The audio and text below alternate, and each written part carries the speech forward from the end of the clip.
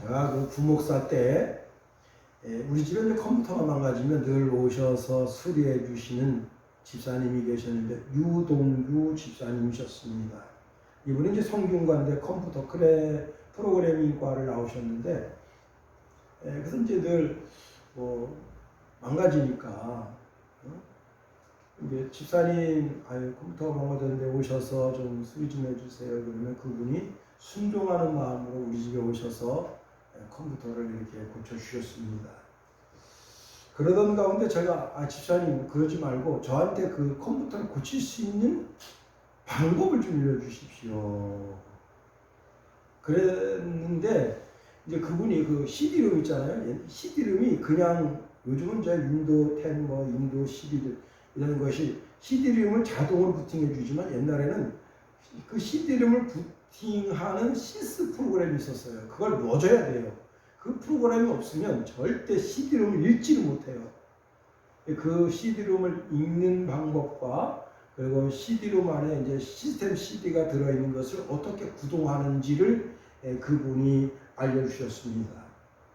그리고 또 저 나름대로도 컴퓨터를 이해하려고 도스 프로그램 나와 있는 기본적인 책자, 그때 당시엔 길라잡이라고 하는 단어가 굉장히 유행이었었는데 초보도 할 수 있다 컴퓨터 길라잡이 이렇게 그래서 제가 이제 그 책을 사서 또 들여다보고 그렇게 해서 배우게 되니까 되게 재밌더라고요. 그런데 저처럼 컴퓨터 때문에 고통당하는 분들이 많습니다. 그래서 이제 선배 목사님들, 후배 목사님들이 제 컴퓨터 좀 봐주세요. 그래가지고 제가 참 수리를 많이 해드렸습니다. 어떤 체계를 들여다보면서 그걸 이해하려고 하니까 이해가 되고 나중에는 나도 할 수 있겠구나 하는 것이 생겼습니다. 아는 것이 힘이다 라는 그런 표어가 있잖아요. 그래서 아는 것이 힘이 되는구나. 그런데 다 세상의 이치를 다 알 수 있을 것 같아도 모르는 것이 있는데 그 사람의 마음입니다. 사람의 표정 가지고 그 사람의 마음을 알 수도 없고요. 그 사람이 하는 말을 듣고도 그 사람을 판단할 수가 없습니다. 그 사람의 진정을 알아낼 수 없다는 겁니다. 그런데 예수님께서는 바리새인들이 내뱉는 그 말을 들으시고 그들을 어떤 의도를 가지고 있는지를 아셨어요. 그래서 오늘 본문 25절에 보면 예수께서 그들의 생각을 아시고 그랬습니다.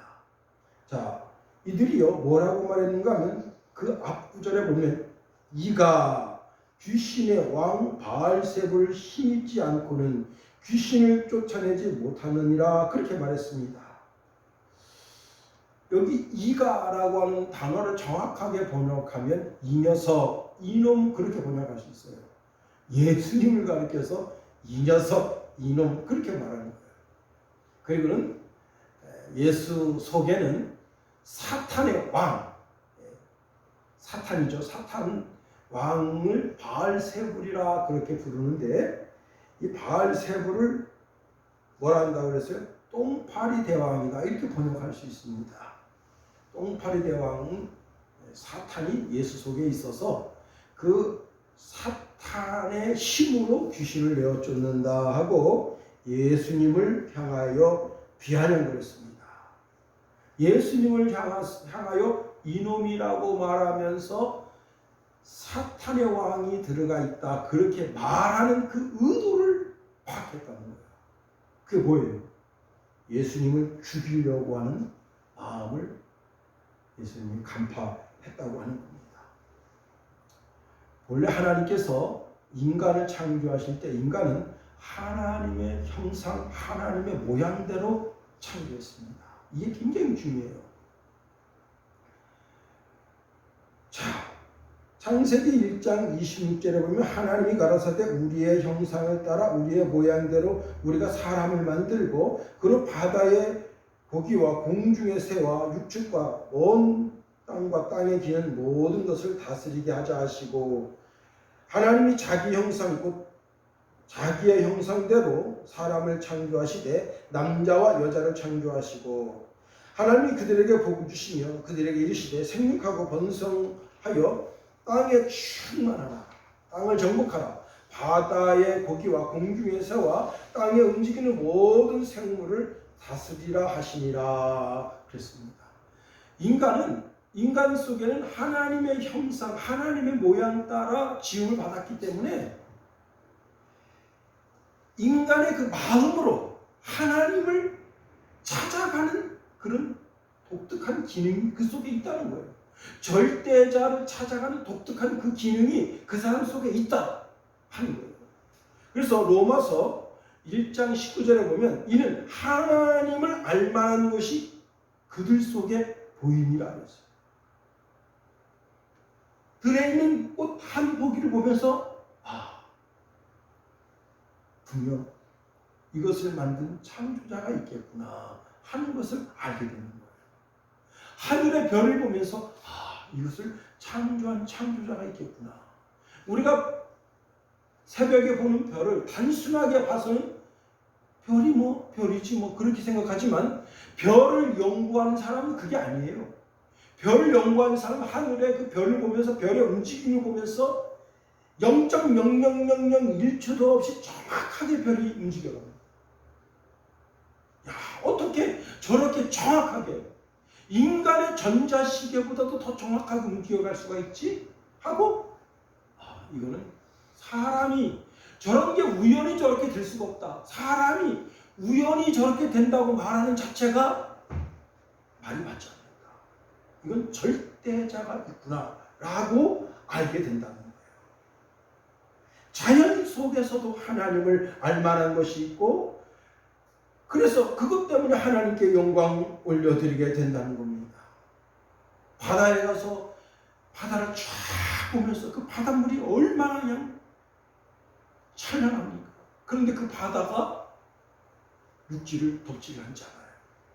이거 보면서 와, 이게 하나님의 창조의 섭리가 여기에 있구나 하는 것을 알게 된다는 거예요. 그런데 어떤 사람은 일부러 인간은 원숭이에서 진화됐다 그런 주장을 거두지 않습니다. 게놈 프로젝트라는 게 있어요. 이 게놈 프로젝트는 빌 클린턴 대통령 때, 원래 빌 클린턴 대통령이 좌파 대통령이잖아요. 그죠?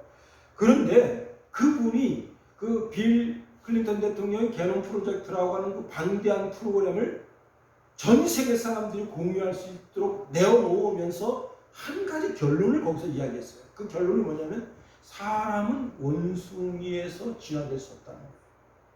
왜냐하면 이 게놈 프로젝트를 보니까 유전자 지도가 너무너무 복잡해요.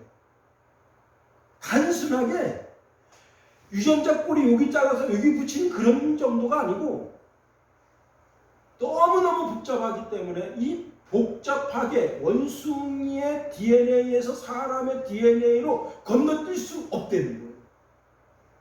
이게 과학자들이 말하는 답입니다. 과학자들.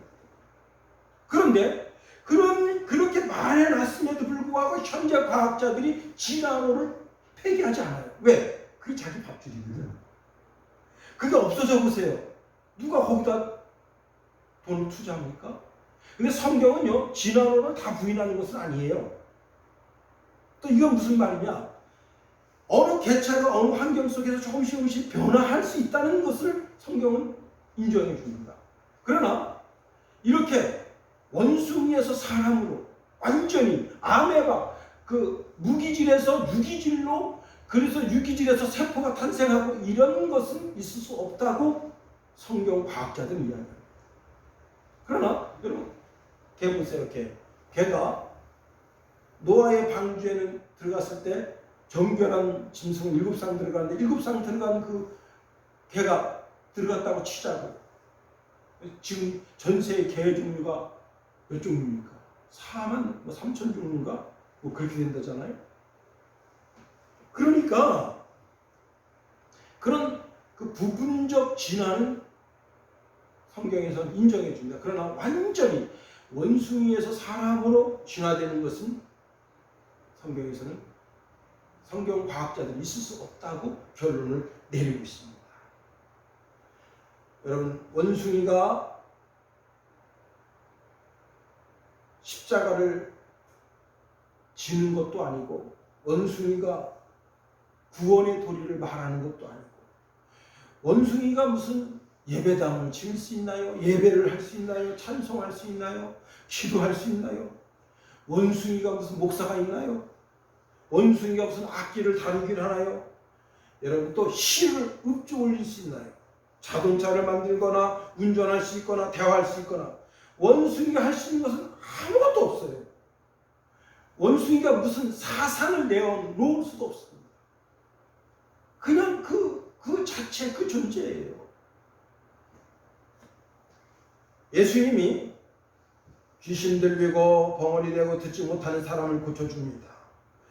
많은 사람들이 이 사건을 통해서 믿음을 새롭게 하고 예수님이 다윗의 자손이 아니겠느냐 하고 예수님에 대해서 예수님이 메시아이시구나, 하나님의 아드님이시구나 라고 믿어줄 때 이 바리새인들은 예수님을 가리켜 이놈 저놈하면서 사탄의 왕 바알세불이 찍혔다 하면서 예수님을 비아냥거렸다는 겁니다.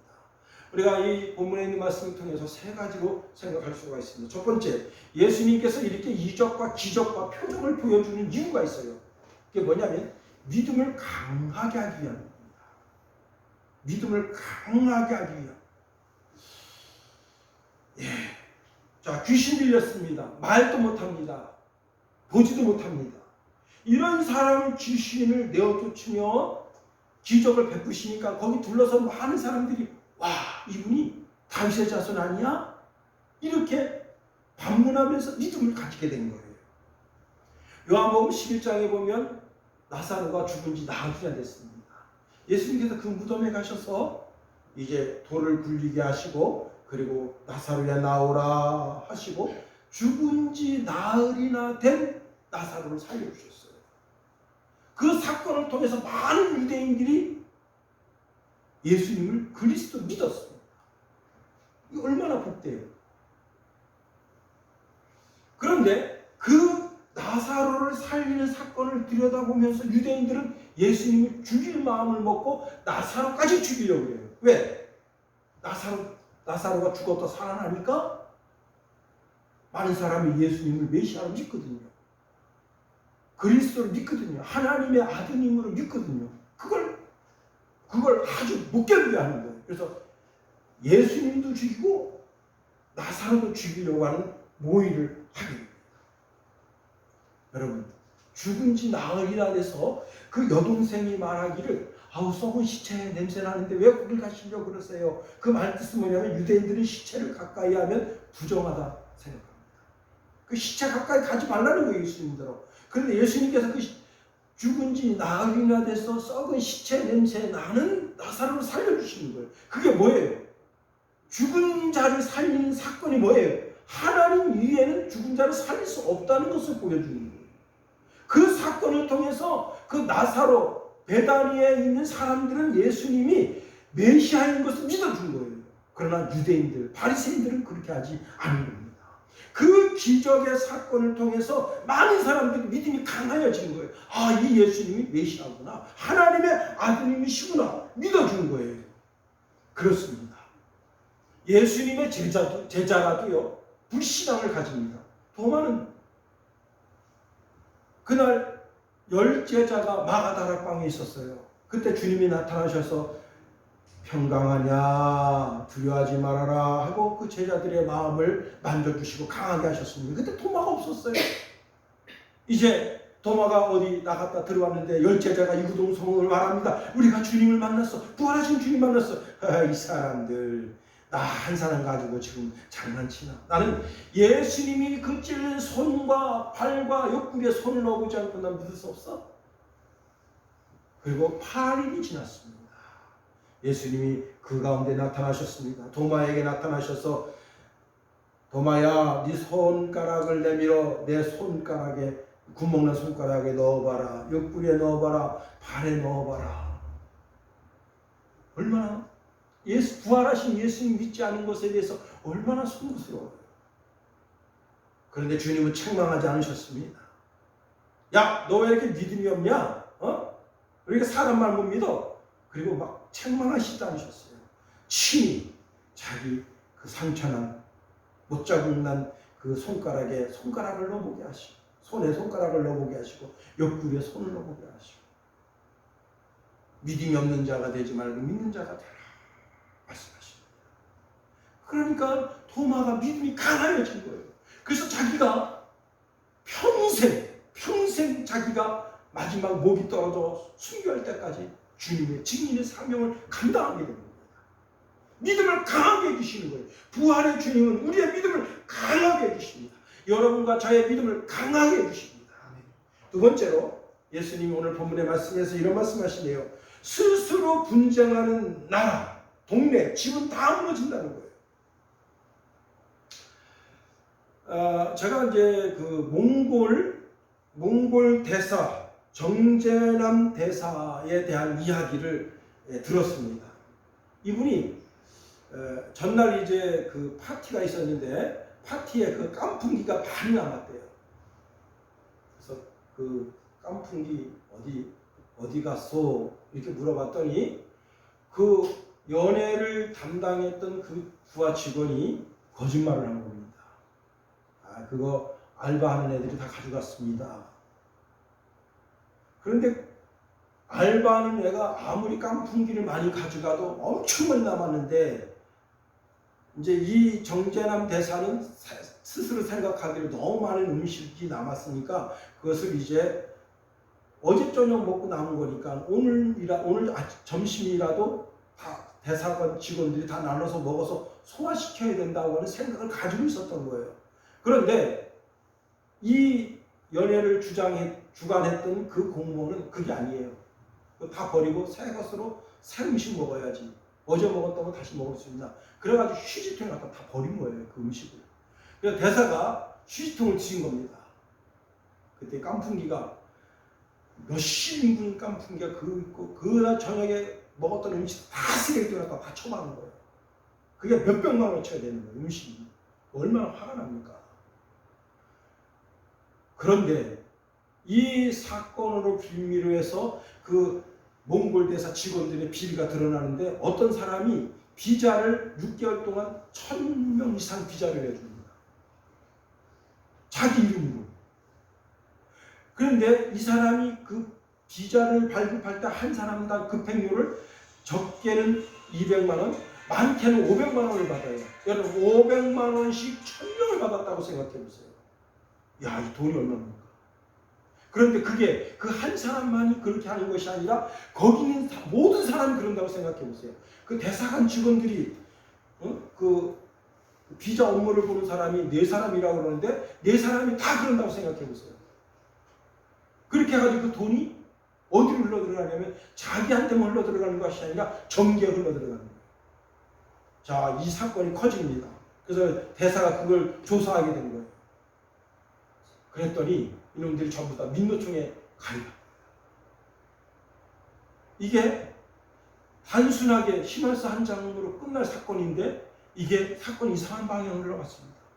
민노총에서 계속해서 정부에다 압력 집어넣으니까 국회의원 20명이 이스타항공, 그 유명한 이스타항공 그걸 몰고 몽골에 온 거예요. 몽골에 뭐 하러 왔느냐? 몽골 국회의원들하고 축구한다는 빌미로 국회의원 20명만 타고 온 거예요. 150명짜리 비행기. 그리고 비행기에 들어가야 되는데 그냥 돌아가게 생겼으니까 비자를 급행 비자 100명을 내줘서 이 이스타항공 타고 가게 해달라. 그래서 급행 비자를 이제 받는데 150명 정도가 내줬는데 40명 정도 내줬대요. 그때부터 이 국회의원들이 이 정계남 이 사람을 공격하기 시작합니다. 민주당 국회의원들이. 결국은 이제 여차저차해서 이제 정계남이가 거기서 밀려 나오면서 국가에서 조사를 했습니다. 1차 조사에도 아무 비리가 없고 2차 조사 비리에도 아무도 없어요. 근데 지금 현재 재판 중에 있습니다. 그 모든 거기 있는 공무원들 전부 대상으로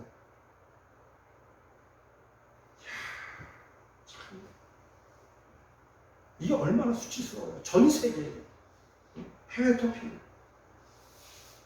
우리나라 문재인 대통령이 판도라라고 하는 영화를 보고 월성 1호기를 멈춰 세웠습니다.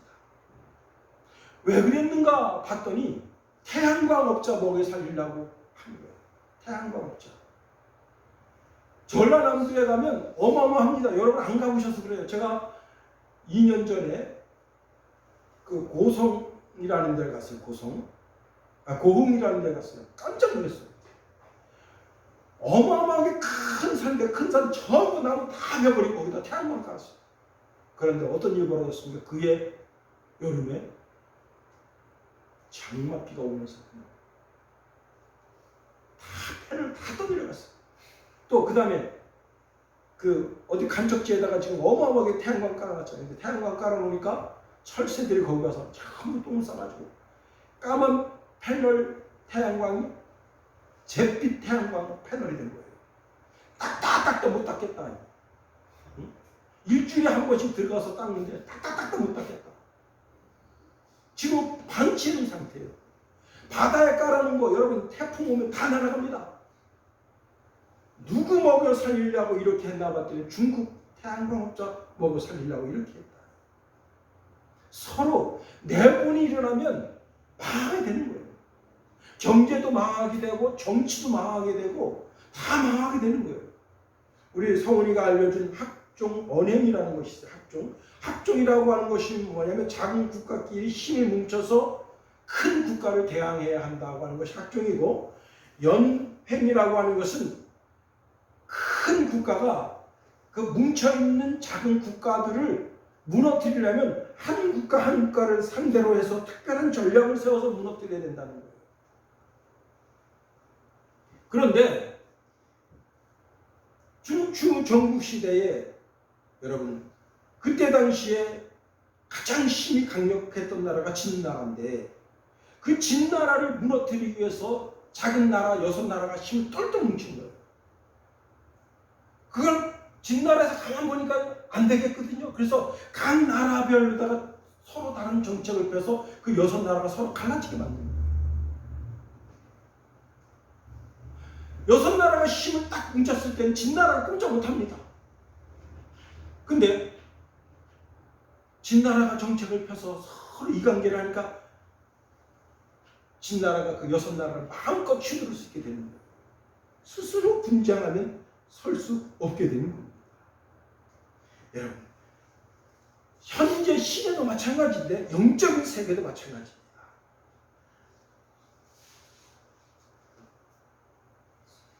여러분, 가정에서 부부가 싸워보세요. 그 가정 곧 깨집니다. 부모하고 자식하고 싸워보세요.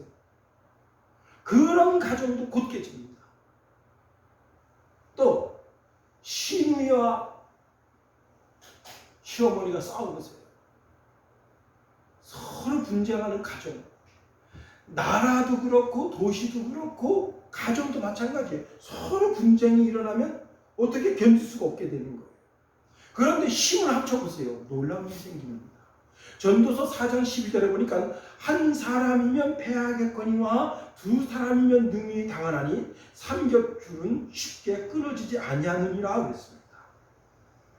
지난주 목요일날 새벽에 한 분이 우리 교회에 방문하셨어요. 이분이 이제 알바를 하셨는데 한 아파트의 배관 공사를 하는 알바를 3일 동안 하셨대요. 근데 이런 말씀 하시더라고요. 자기는 시멘트가 그렇게 강한 줄 몰랐대요. 여러분, 모래 따로 자갈 따로 시멘트 따로 있으면 힘을 못 써요. 그런데 시멘트 그 다음에 자갈 모래를 막 섞어요. 믹서기로 막 섞어가지고 탁 부어 물에다가 믹서해서 탁 부어놓고 일정 시간이 지나면요 돌보다 더 강한 돌이 됩니다. 서로 힘을 합쳐보세요. 서로 힘을 합치면 어마어마한 그런 강력한 강력이 되는 거예요. 중요한 것은 우리가 어떻게 하나가 되느냐 하는 겁니다. 우리가 얼굴색이 다르고 성격도 다르고 삶의 스타일도 다 달라요. 그런데 어떻게 하나가 될 수 있느냐? 성령으로 하나 될 수 있어요. 성령이 우리를 하나 되게 하십니다. 로버트 밀러라고 하는 분은 유엔 사무총장을 지내신 분인데요.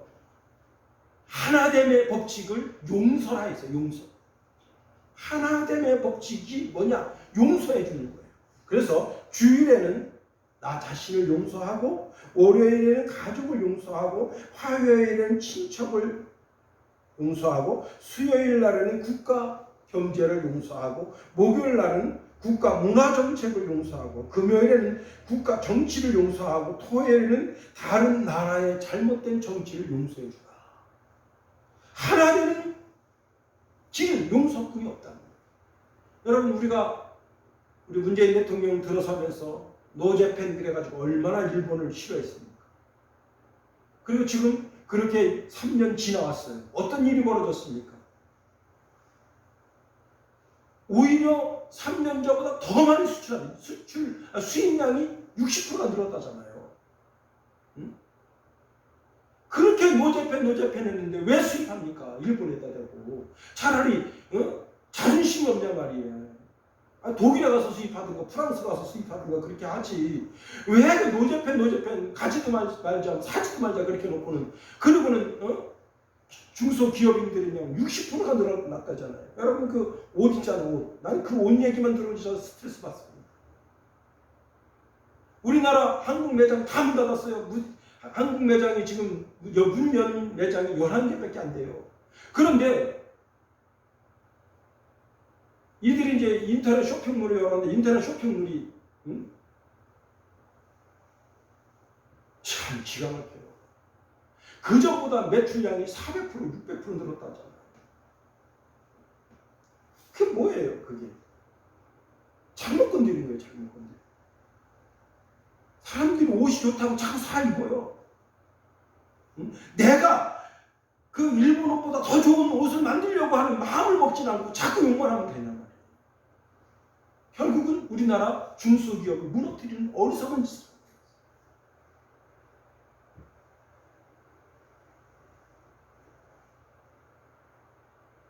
일본 옷보다 더 좋은 옷 만들어서 보급해보세요. 같은 값이면 한국 옷 입지. 메이드 코리아인데. 애국하는 마음으로. 그런데 우리나라 옷보다 더 싸면서 더 질이 좋은데 왜 안 입겠어요? 애국심에다 호소할 게 아니란 말이에요. 그런 것은. 자, 그래도 우리가 어떻게 됩니까? 일본을 용서해 줘야 돼요. 중국도 마음에 들지 않는 게 많아요. 지금 중국 쓰레기가 전부 전라도 앞바다를 지금 흘러내리고 있는데, 문제는 미세 쓰레기가 어마어마하게 밀려들어서 남해안에 있는 물고기 사 먹으면 안 된다. 전부 미세 플라스틱이 들어가 있다. 중국 미세 플라스틱이. 물들여 다 4급수, 5급수예요. 뭐예요? 황화. 4급수, 5급수. 5급수는 아무것도 못 살아요. 거기 지금 뭐가 있냐면, 이름 보고도 이게 톡 같은 거 이만큼 자라나는 그 뭐지? 철갑상어 다 죽었대요. 철갑상어 다 죽었대요.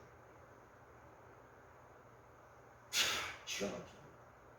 시진핑이가 아무리 그 물을 깨끗하게 하려고 할 수가 없어. 공업화가 되면서 그냥 그 물을 그냥 다 갖다 버려요.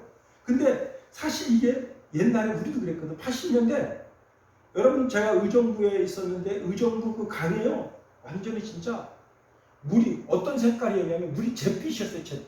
잿빛 위에 거기 기름때가 쫙 흘리고 있었어요. 그걸 지금 중국이 겪고 있는 거야. 응? 그러니까 우리가 중국 욕할 거 없어요. 우리도 옛날에 그랬거든. 우리도 물 다 흘려보내면 그 일본으로 갔어요. 그게. 용서해주고 서로 용서하는 마음을 가지고 있어야 돼요. 그리고 대안을 제시해 줄 줄 알아야 돼요. 그래서 우리나라에서 지금 뭘 만들었는가 하면 이 미세 플라스틱을 합성하는 기술을 만들고 있대요. 할렐루야. 멋있죠? 우리나라. 플라스틱을 바다에서 건져서 그것을 새롭게 재료화할 수 있는 기술을 지금 만들고 있대요. 야, 참 우리나라 과학자들 정말 박수 쳐주고 싶습니다. 여러분, 분노를 지우는 지우개가 있어요. 그 사람만 보면 화병이 돋아. 그걸 지울 수 있는 지우개가 있어요. 그 사람의 잘못을 지워주는, 그리고 나 자신의 잘못도 지울 줄 아는 지우개가 있어야 돼요. 그래야만 하나가 될 수 있어요. 그 사람만 보면 화가 납니다. 그럼 어떻게 하나가 되겠어요? 여러분, 누가복음 11장 4절에 우리가 우리에게 죄 지은 모든 사람을 용서하오니 우리 죄를 사하여 주시옵고. 용서하면 하나가 될 수 있는 거예요.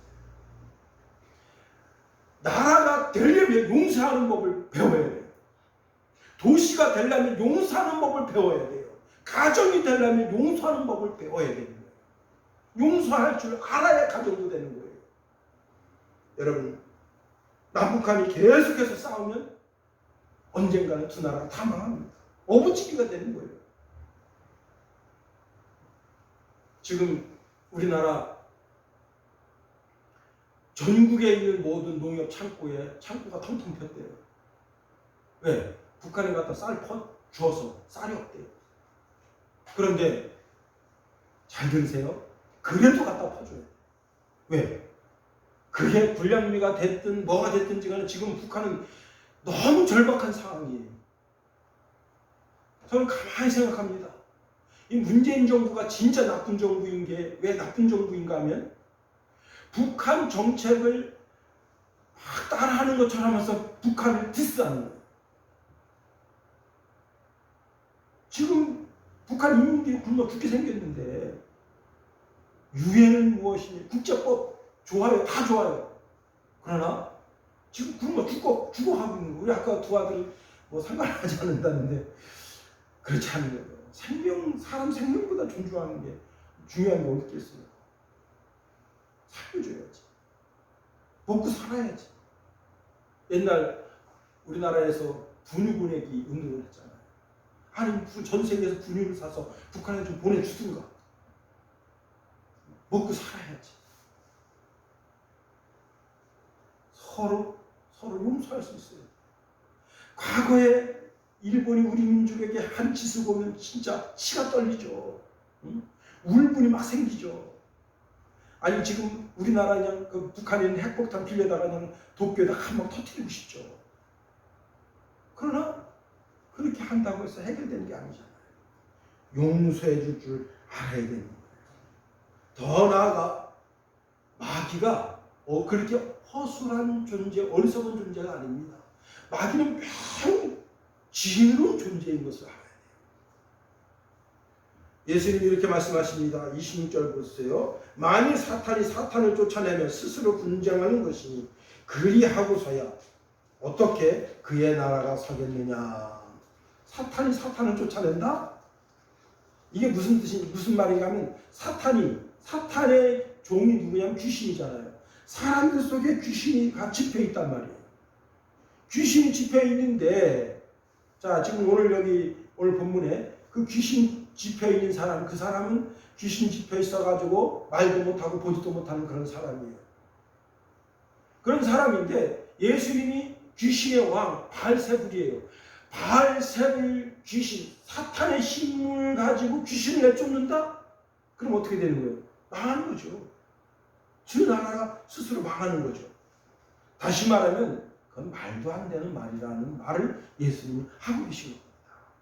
사탄 나라의 사탄은 모든 귀신들의 왕입니다. 사탄이 그 부하들을 귀신으로 부리고 있는 거예요. 자, 그런데 사탄이 그 귀신을 내쫓는다, 자기 부하를 내쫓는다? 말이 안 되는 거잖아요. 사탄도 자기 부하인 귀신을 총애할 줄 아는 거예요. 자기 말 잘 듣기 때문에 자기 손바닥이 되고 혓바닥이 되고 손과 발이 되기 때문에 그들을 잘 관리하고 자기 말을 잘 듣도록 그렇게 격려하고 독려하는 거예요. 그런데 귀신의 왕이 사탄이 귀신을 내쫓는다? 말이 안 된다는 거예요. 그건 정말 어리석은 자의 말이라는 거예요. 사탄은 아주 천상의 지혜를 가지고 있는 겁니다. 창세기 3장 1절에 보면 그런데 뱀은 여호와 하나님이 지으신 들짐승 중에 가장 간교하니라 그랬어요. 간교하다라고 하는 말이 지혜롭다는 말이에요. 천상의 지혜를 가지고 있다는 거예요. 사탄이. 마태복음 10장 16절에 보면 예수님이 이렇게 말씀하십니다. 보라, 내가 너희를 보냄이 양을 이리 가운데 보낸것 같도다. 그러므로 너희는 뱀같이 지혜로워라. 뱀이 뭐예요? 사탄이에요. 사탄처럼 지혜로워라.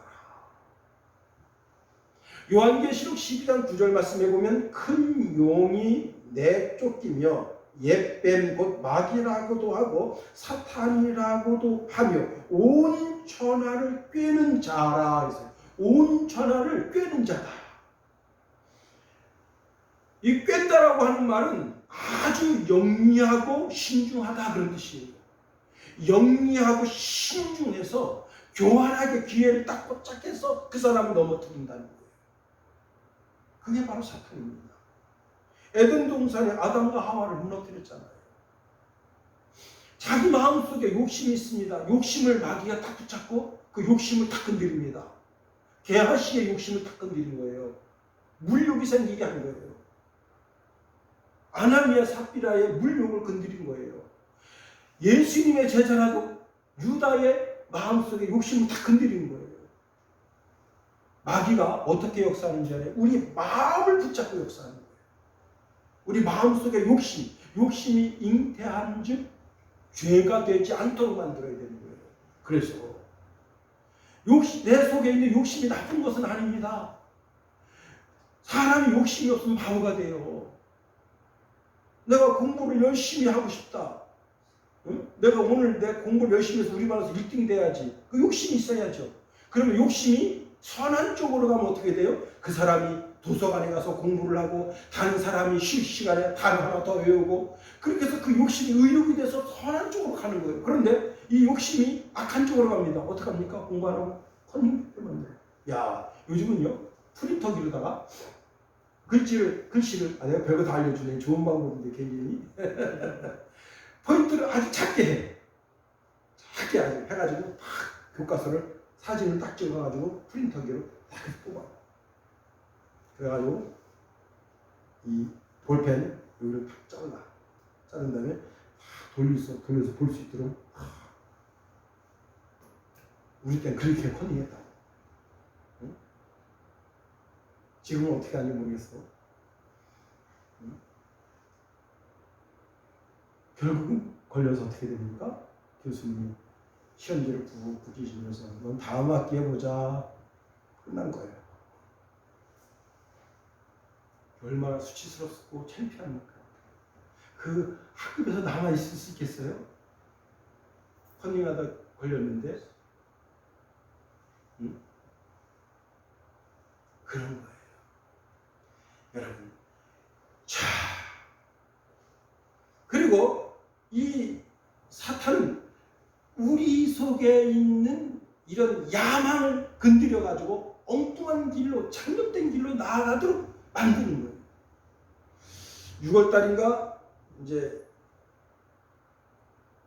교회 새벽 예배 나오는데 어떤 청년이 높게 누워 있어요. 내가 가서 건드리려고 했더니 사모가 아니 걔 놔두세요. 걔 술 취한 사람 건드렸다가 나중에 지갑 내놓으라 핸드폰 내놓으라 그러면 어떡하려나. 잘 잡고 있더라고요. 근데 여러분 그 6월 달에 5시면요 대낮같이 가네요. 응? 해가 막 떠올라.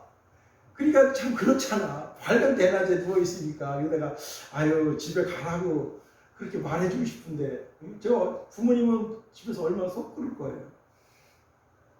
술 취하지 말라 이는 방탕한 것이다 했어. 오직 성령 충만함을 받으라. 참 여러분 사탄이 그 지혜로 오늘날도 수많은 사람들을 자기 속에 있는 그 욕심을 건드려서 파멸을 이끌어갑니다. 카이스트 아주 유명한 교수가 국회에 가서 국회의원들을 꾸짖었던 그런 카이스트 교수가 술을 너무 과하게 먹었어요. 주체를 못하더라고요. 그래서 자기랑 같이 술 먹었던 그 대학교 4학년 여학생들 앞에서 바지를 벗어요. 벌금 대낮 같은 저녁 9시밖에 안 된 거예요. 그러니 거기 조명이 얼마나 밝습니까? 그러니까 교수님 왜 그랬어요? 교수님 왜 그랬어요? 아이고, 여러분 이게 찍혀가지고 그 이튿날 당장 사퇴했습니다. 이 얼마나 부끄러운 일이에요. 여러분 또 제주도 법원 그 지점장으로 가있던 분이 술 잘 먹고 그냥 집에 가면 되는데 쓰잘데없이 어디 누구 좀 이렇게 건드릴 만한 여자 없나 하고 2시간 동안 공을 건드리는 거예요. 2시간 동안. 결국은 그 사람도 못 벗었죠. 그 속에 있는 시중에 있는 그 욕심을 건드려 가지고 결국은 파멸의 길로 가는 거예요. 에덴 동산도 마찬가지입니다. 지금도 사탄은 언제든지 수많은 사람을 그 속에 있는 욕심을 건드려서 그 욕심대로 행하게 하고 그리고 파멸의 길로 가게 하는 존재인 것을 알아야 돼요. 그런데 여러분 우리가 예수 안에 있으면 하나님 은혜 가운데 있으면 요한복음 14장 20절에 보니까 그날에 내가 아버지 안에 너희가 내 안에 내가 너희 안에 있는 것을 너희가 알리라 말씀하셨습니다. 우리가 성령 안에 있다면 예수님 안에 있다면 예수님은 마귀를 이기신 분이에요. 마귀의 사단의 권세를 깨뜨리신 분입니다. 그분의 영이 내 속에 있고 내가 말씀 가운데 있다면 그분이 나를 지켜주십니다. 예수를 이길 존재는 없는 거예요. 여러분 저도 세상을 보면 두려울 때가 있습니다. 그러나 예수 안에 있으면 내가 힘들고 어려울 때 주여 저를 붙잡아 주옵소서. 이사야서 43장 1절에 보니까 야곱아 너를 창조하신 여호와께서 이제 말씀하시느니라. 이스라엘아 너를 조성하신 자가 이제 말씀하시느니라. 너는 두려워 말라. 내가 너를 구속하였고 내가 너를 지명하여 불렀나니 너는 내 것이라. 내가 물 가운데 지날 때에 내가 함께 할 것이라. 강을 건널 때 물이 너를 침몰치 못할 것이며 내가 불 가운데로 행할 때 타지도 아니할 것이요 불꽃이 너를 사르지도 못하리니 말씀합니다. 몸이 안 좋아서 기분이 없는데 속을 생각합니다. 암인가? 그러나 다시 한번 하나님 내 몸이 왜 이렇죠? 하고 그러면 하나님 힘 주시면 능력 주시면 건강하게 툴툴 털고 일어서게 되는 거예요. 혈압이 조금 높아보세요. 이거 왜 이러지? 근심 걱정 염려 세상 모든 근심 걱정 염려 자기가 다 하는 것 같습니다. 그러나 주님이 힘 주시면 까짓 것 말이야 하고 담대해지는 거예요. 믿음의 조상이라고 불렸던 아브라함도 쫄아가지고 벌벌을 떨고 있습니다. 그때 주님이 나타나셔서 아브라함아 내가 너 방패되어 줄게 말씀하시니까 아브라함이 그냥 올려면 와봐라 하고 가슴 쫙 펴고 담대하게 살아나갑니다. 여러분 사람이요 의기소침해서 이렇게 있잖아요. 그러면 만만하게 생각합니다. 그런데 그들라오멜이 아브라함이 뭐하는가 한번 정탐해봐라. 근데 아브라함이 그냥 기지개 쫙 펴고 등 꼿꼿하게 세우고 올려면 와봐라 하고 딱 당당하게 다니니까 아브라함이 지가 더 세졌네요. 괜히 건드렸다면 큰일 납니다. 그러니까 못 건드리는 거예요. 그렇습니다. 여러분 세상에 근심 걱정 염려 많더라도 하나님 의지함으로 말미암아 하나님을 크게 보고 근심 걱정 염려를 작게 보세요. 그럴 때 하나님께서 하나님의 강한 능력의 손으로 우리를 붙들어 주십니다. 더 나아가 여러분 우리에게 귀신을 이길 힘을 사탄 마귀를 이기는 힘을 주십니다. 예수님께서 70명의 전도대를 보냈어요. 각 동리마다 가서 천국이 가까웠다 하나 전파했습니다. 70명의 전도대가 훈련받은 사람이 아닙니다. 이 사람들은 전문적인 훈련받은 게 없어요. 예수님의 제자들은 그래도 한 1년 반 동안 훈련받았어요. 하나님의 나라의 영적인 세계에 대해서 뭔가 조금 알아요. 그런데 70명의 제자들은 그게 아닙니다. 70명의 제자들은 급조된 제자들이에요. 그런데 그 제자들을 둘씩 짝지어서 동네마다 전도 여행을 보낸 거예요. 가서 이렇게 별거 없어요. 하나님의 나라가 가까웠습니다. 회개하고 하나님 앞에 올곧은 신앙생활 하세요. 예수님이 메시아이십니다. 예수님 믿으세요. 하고 했는데 놀라운 일이 생깁니다. 막 병이 떠나가고 그 다음에 귀신 들렸던 사람 귀신이 막 쫓겨나가고 그래서 제자들이 막 신이 났어요. 전도여행 끝나고 예수님께로 옵니다. 예수님 우리가 예수님 이름으로 복음을 전하는데 귀신들이 항복했습니다. 그때 예수님 말씀하십니다. 사단이 하늘로부터 번개같이 떨어지는 것을 내가 보았노라.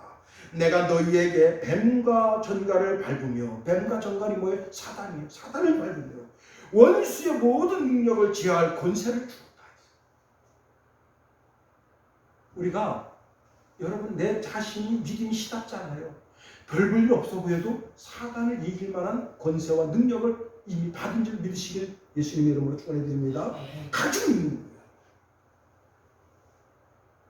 여러분 경찰관 이제 막 경찰학교에서 이파리 하나 탁 달고 고참이 말합니다. 야, 너 오늘 저기 석사 사거리 가서 그 신호 거기 좀 신호 좀 해라.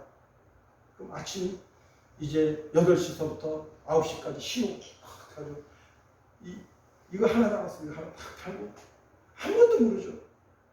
탁 나가지고 호가 하면 이 차들이 신호에 따라 다 움직입니다. 시장 차라고 해서 별 볼 일 없어요. 군수 차라고 해서 별 볼 일 없어요. 대법원장, 법원장 차라고 할 일 없어요. 이파리 하나 딱 단계 정지하라 딱 그러면 딱 정지합니다. 왜? 국가로부터 권세를 받는 거예요. 권세. 네? 무슨 권세? 요 석사 사거리의 모든 차를 관리할 수 있는 권세를 받는 거예요. 그런데 예수님은 그런 권세가 아니라 사단의 영적인 세계를 관리할 수 있는 권세를 우리에게 주시는 거예요. 사단 마귀를 제어할 수 있는 권세를 주시는 거예요. 근데 그걸 사용하지 않아. 지금 이번에 우리나라 그 대사관 직원들이 아프간에서 철수하면서 K2 소총 거기 30종을 놔두고 왔대요. 이게 지금 북한으로 흘러 들어갈까봐 지금 전전긍긍하고 있습니다. 공인은 빼가지고 왔다는데 공인 빼가지고 무슨 상관이 있어요? 어? 똑같은 공인 갖다 집어넣으면 발사되는 거 아니에요?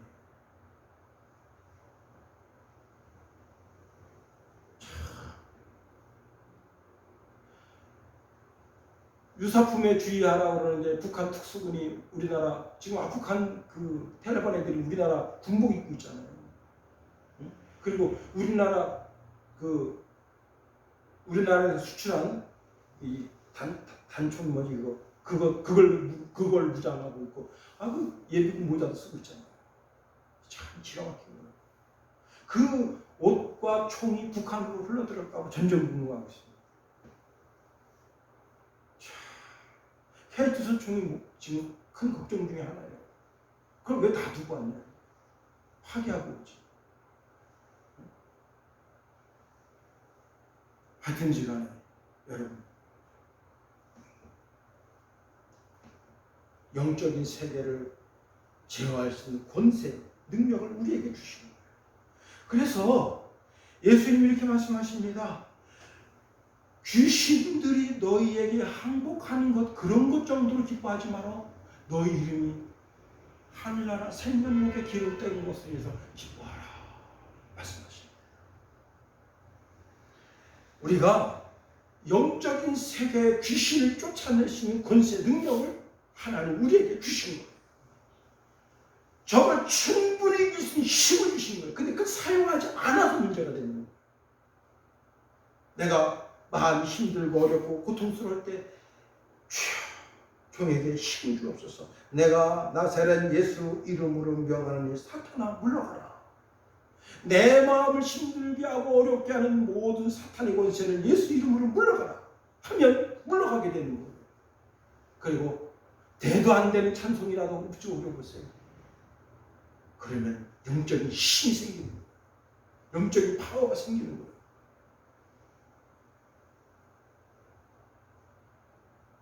사도 바울은 이렇게 고백합니다. 우리 주 예수 그리스도로 말미암아 우리에게 이김을 주시는 하나님께 감사합니다. 고린도후서 2장 14절에도 보면 항상 우리를 그리스도 안에서 이기게 하시고 우리로 말미암아 각처에서 그리스도를 아는 냄새를 나타내시는 하나님께 감사합니다. 항상 이기게 하신다. 항상 이기게 하신다. 예수님이 십자가에서 마귀를 이기신 거죠. 우리에게 이기는 힘을 주셨는데 그 힘을 사용하지 않아서 사단한테 이렇게 치이고 저렇게 치이는 것을 하나님 원치 않으십니다. 우리가 한 주간 또 은혜 가운데 살아가게 됩니다. 우리는 하나님의 자녀, 하나님의 백성입니다. 악한 것이 손대지 못하도록 하나님 우리를 지키십니다. 보호하십니다. 그리고 사단을 넉넉히 이길 힘을 주셨어요. 그러므로 이 한 주간 멋지게 승리하는 여러분과 저가 다 될 수 있기를 예수님의 이름으로 축원해드립니다. 기도하겠습니다. 하나님 감사합니다. 우리를 붙들어 주시며 인도하여 주시옵소서. 하나님의 크고 강한 능력의 손으로 붙잡아 주시옵소서. 하나님 우리를 보호하시는 구름 기둥과 불 기둥을 놓지 마소서. 하나님 우리에게 만나와 메추라기를 내리심과 같이 반석에서 생수를 내심과 같이 하나님께서 시시때때로 주시는 주의 은총을 거두지 마소서. 우리가 하나님의 나라에 들어갈 때까지 악한 것을 이기고 넉넉히 이기는 믿음의 사람이 다 되게 하소서. 예수님 이름으로 감사하며 기도하옵나이다. 아멘.